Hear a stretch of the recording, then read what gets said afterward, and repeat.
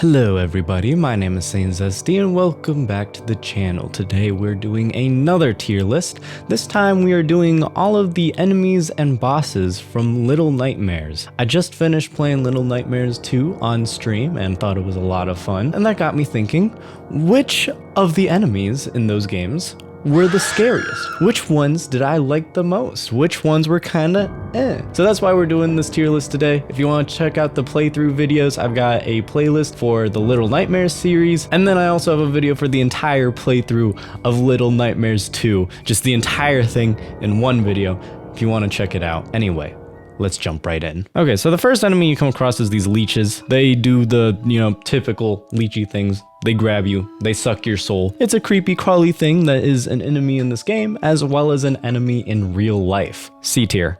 Nothing great, nothing bad, just, simple first enemy. Next we have the eyes. These guys will try to stare you down and turn you into stone if you enter their line of sight. They're a little creepy looking, not that scary. I mean, they can't really be that scary, especially compared to the other enemies in the game with how simple they look, but it makes for a nice couple of puzzles. I'll set it in B tier, I think. Next we have the janitor. This is the first big boy enemy you come across in Little Nightmares, and my god, this guy freaked me out more than anything in the first game. He's got these long, lanky arms that he can grab you with, and he even traps you in the first game and you have to escape, and he's just this freaky creature. He kind of just rocks your world as soon as you enter the game of Little Nightmares. S tier. I think that one's an easy S tier. Probably the scariest enemy in the first game and still holds up against some of the enemies in the second game. Next we have the twin chefs. These are a pair of chefs who cook for the guests of the Maw. Oftentimes you'll see them cooking it up in the kitchen. It's kind of charming actually. Their design is kind of freaky, but I wouldn't say as freaky as the janitor. A lot of the scares that you go through with them mostly just involves them squealing and then chasing you down for a bit. Also, the only real gimmick here is that there's two of them instead of just one janitor. So, I mean, it's scary, but not as scary as the janitor. I think A tier is a responsible spot to put them in. Just not quite as scary as the janitor, though I do like them. All right, next up we have the guests. These are all the patrons of the Maw who get on board the ship. They are riding the ship and they eat on the ship. They eat all the food that the chefs cook up and also try to eat you. They are a bit on the heftier side, but don't let that fool you. They will chase you down so that they can eat your scrumptious innards. C tier. Their design just isn't as cool as even the chefs, and oftentimes they don't really even search for you. A lot of the times they're just sitting and you have to stay out of their reach. It's fine, but again, nothing spectacular. And the last enemy from the first Little Nightmares is the lady. This enemy is the sort of mysterious figurehead of the Maw. You don't really know who she is. All you know is that she does not like you and she's trying to run a business here. And you are kind of messing with her business, so I guess it makes sense why she would want to kill you and all. A tier. She's a creepy figure who's hinted at throughout the first game, and then you encounter her and there's a fun little boss fight. Not particularly scary, but I think she has a fun design. The mystery behind her is really interesting. I think that's deserving of an A tier. Okay, so we're technically done with the first game, but the first game had DLC, which I haven't played. It mostly reuses enemies, but it does introduce a couple of new ones, so I watched a couple videos on those, and I think I can rank them just fine without having played the DLC. First up, we have the Granny. She's a creepy lady. Got this wonky, crazy lady design. Kind of reminds me of the creature from Barbarian, if you've ever seen that movie. Just a creepy old lady that wants to pull at your cheeks a little too hard. I do really like her design. I think it's a really creepy design, but from what I saw, she was just a little underutilized. She just kind of wades in the water. You don't really even see her. She just pops out every now and then, tries to grab you. I wish they did more with her because she is a creepy creature, but again, she's just underutilized. It's either gonna be a C or B, probably C. And then the other new enemy they introduced in the DLC is the Shadow Kids. They're these dark, shadowy, childlike figures. In this particular picture, it doesn't show it, but they wear these little masks, almost like hollow masks from Bleach. You shine them with your flashlight and then they disappear, leaving a broken fragment of their mask behind. Kind of like a really easy version of the lady here. I'm honestly thinking D tier. Again, I haven't played the DLC, so maybe they're more interesting than I think, but they don't really stand out in any way. They're not that interesting. I don't really see the point in them. That's the ranking for Little Nightmares 1. Now we're on to Little Nightmares 2. And first up, we have the Hunter. He's the first enemy you come across. You find Six hiding in his basement, help her escape, and then you both run away from this guy. He's got a shotgun, tries to shoot you a lot. Purely based on his appearance as well as his mechanics, it would probably be B tier. It's nothing that interesting. It's kind of similar to the Eyes, actually, where if you're within his line of sight, you get shot. I mean, with the Eyes, you kind of get shot over time with a beam of light that turns you to stone, and this guy just instantly kills you with a gun. So he's fun. He's a nice little introduction, but I don't think necessarily anything special, but I do like the way you kill him because you get to shoot him back, and I think that part is nuts. So I just might move him up to A tier just because of the way he meets his demise. Next, we have the bullies. You come across these guys when you enter the school, and they're these porcelain dolls that chase you around. They kidnap Six, and they just like to beat you up. They just want to ruin your day, make your middle school experience as miserable as possible. But honestly, that all probably stems from the fact that they themselves have been abused by this awful teacher who we'll get to in a second. So they just live secluded in this worn down school under the tyranny of this lady.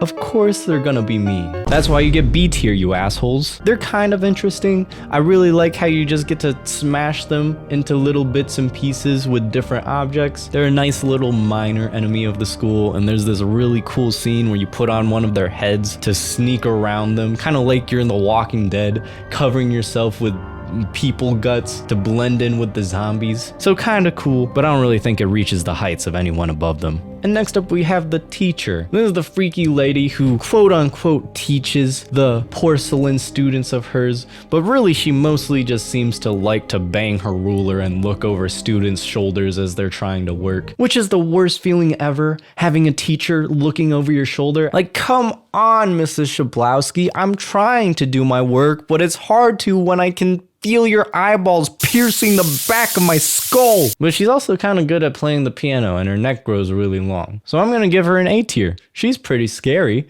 And also, there's this really cool segment where she's playing the piano like dun dun dun dun dun dun dun dun. And while she's playing the piano, you gotta move around and sneak around her while she's playing the loud ass music. But then she goes to turn the page and write down new notes, and then you have to stop because she's not playing. So that's when she's gonna hear you. And then when she starts playing again, that's when you go again. It's a really cool segment of the game. In fact, now that I'm thinking about it again, let's move her up to S tier. She is a freaky lady, and I hate her, but also really cool enemy. Next up, we have the hands. These are the most common body parts you will come across in the asylum. They try to chase you down and pin you down and choke you out. They like to crawl around, and you gotta slap them silly with different objects until they die. They're pretty freaky, they move pretty fast, but it kind of relies on the same gimmick as the bullies here. When they try to chase you down, you gotta hit them with pipes or sticks or whatever you can find, albeit more tactfully, but it's not any more interesting than these guys. In fact, I was thinking B, but I might just move them down to C just because they're basically the bullies, but I remember there were points where I was just genuinely frustrated by them just because the game just throws a lot of them at you. Next, we have the patients of the asylum. These guys are like the hands, except they're their entire bodies, and they also can't move anytime they're in the light. So you find this flashlight and you gotta shine it in their face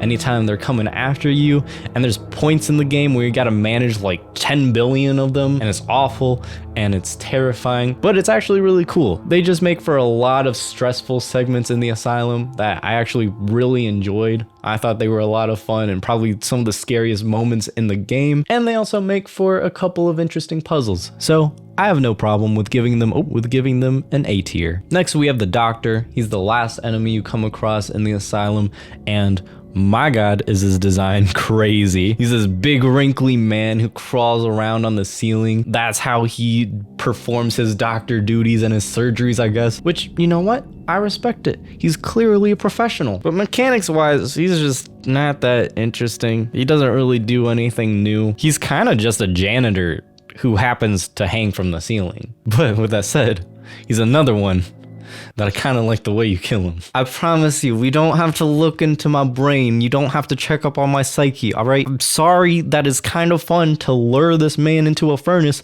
and burn him alive. And for that reason, I'm giving him A tier. Next, we have the viewers. These guys really like their TV. Like, anytime you turn off their TV, they chase you down like, give me that remote, and they grab you and they probably bash your head in because they just want to watch TV all day, every day. B tier. They're gonna get a B. Actually, they're gonna get a C tier. I do like the puzzles around them, you know, having to turn on the TVs to distract them or to turn off the TVs so that you can lure them away and then use the TV to teleport to a different area. But they themselves just aren't that scary or interesting, and I just like these other ones better, so C tier. All right, and next up we have the Thin Man. This guy is the main baddie of Little Nightmares 2. At first he's just this mysterious figure, and then eventually you free him from the television and he chases you down. He's just this tall, lanky lad in business attire with freaky TV time manipulation powers. I brought this up in stream, I think, but in a lot of ways he reminds me of the G-Man from Half-Life. Also, there's a fun little twist about his character at the end that I really liked, that really got me like, whoa, this character's kind of crazy. It's wild how all these things just came back around. So even though the mechanics of him aren't that like mind-blowing, I kind of just like him for the same reasons that I like the lady. He's this mysterious figurehead. The story around him is really cool, and again, the twist with him at the end is just absolutely bonkers, so I think he's deserving of a solid A tier. And lastly, this is the monster version of 6. So 6 gets kidnapped by the Thin Man, and then you go to rescue her, and then you enter this house dimension with a bunch of doors with purple lights, and 6 is in there with a little music box, and she's also this crazy giant mangled creature, and you have to smash her music box without getting smashed by her. Her boss fight was interesting for a second, but I think overall I just found it more irritating than fun. It's just another thing that you have to run up to and smash with a pipe or an axe, and some of the time windows for smashing that music box are pretty teeny tiny. So the boss fight wasn't necessarily hard due to some interesting mechanics. It's kind of just hard for the sake of being hard. But her design is cool, and it's cool that you're fighting 6 in this monster mangled form. So I don't, it's between A and B. I think I'll put her in B. I like 6's design here and the idea around the boss fight, but I don't necessarily think that that's enough to put her up here with these classics. So 6 is going in B tier. The idea was cool, just I didn't feel like the execution was quite as there as I would have liked. So anyway, this is the tier list. I really enjoyed the Little Nightmare series, and as you can see here, I really enjoyed most of the enemies in the games. At worst, the enemies are just underwhelming, or you know, maybe just mildly irritating, but I don't really find any of them bad. But the ones that are really good up here really stick with you and are still some of the freakiest designs I've seen on any creatures and still haunt my nightmares. My teeny tiny, itty witty bitty Little Nightmares. So yeah, that's my tier list. Let me know in the comments below where you would rank some of these people. Do you agree with me? Do you disagree with me? Where would you rank them instead? And also, if you enjoyed this video, make sure you...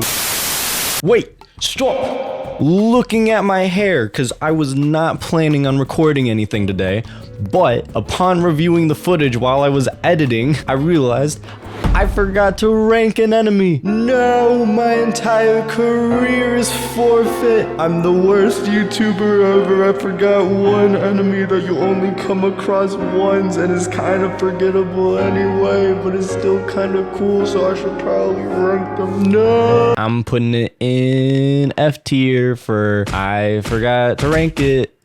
Oops. But more realistically, it would probably go in B tier, because it's still kind of cool.